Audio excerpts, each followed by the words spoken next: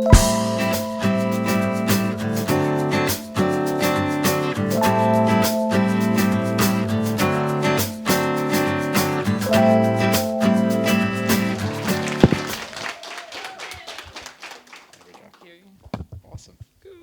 The stage is yours.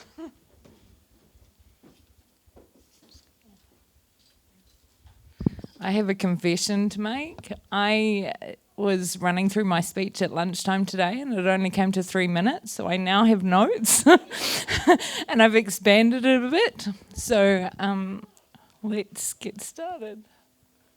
No, wrong way.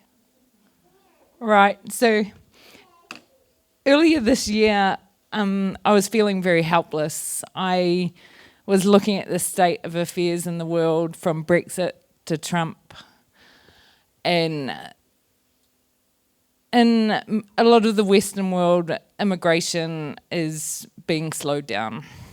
And yeah, I was feeling really helpless. And then the atrocity in Christchurch happened. And I felt I needed to do something, but I didn't know what to do.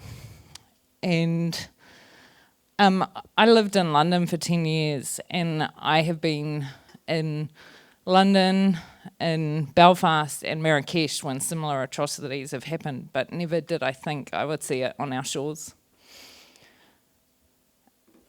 But as Kiwis do, we rallied together in a crisis, and we saw many beautiful things that came out of that. And we saw a lot of generosity, kindness, compassion, and empathy that came together. But I also noticed how quickly it slipped away and we got back to status quo.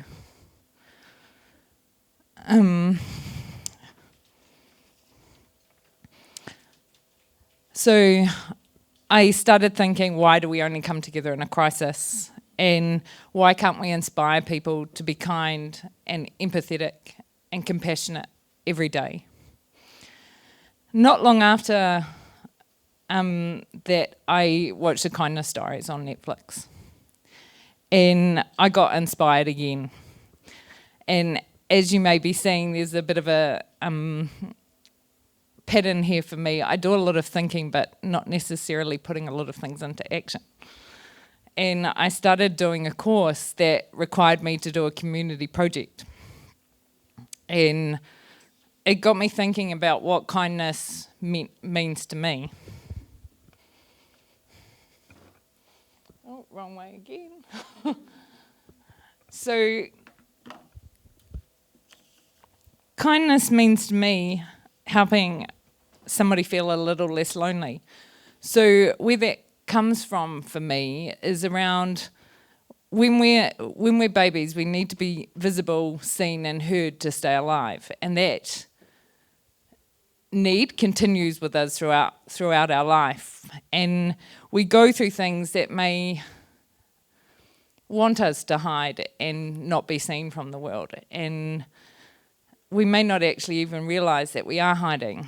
And for me, through acts of kindness, we can help somebody feel seen and visible through acts of kindness. So, as I said, as part of this course I'm doing a community project, and it kept on coming back to me to, I'll get it right, is the kindness ripple. So when you do an act of kindness to somebody, you get an oxytocin release, which is the love chemical in your brain.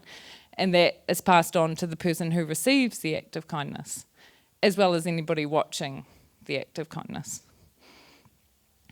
So it took it further than that. If 10 people are doing an act of kindness and it gets seen by 10 more people, that it inspires them to do a random act of kindness, it keeps growing and growing and get bigger and bigger.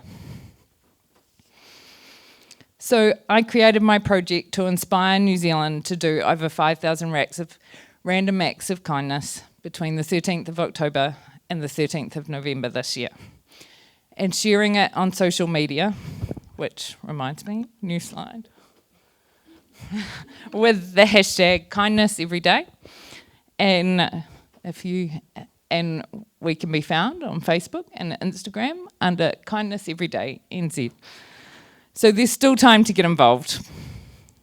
So imagine this room all sharing one random act of kindness and the ripple effect of those random acts of kindness.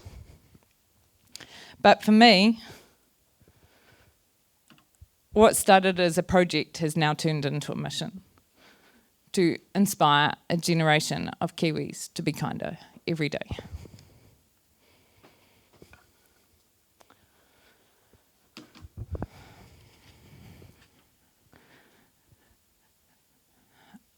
So part of what I wanted to share was the learnings that I got from the project, and this is partly what I've added in, so you'll have to excuse me as I read them.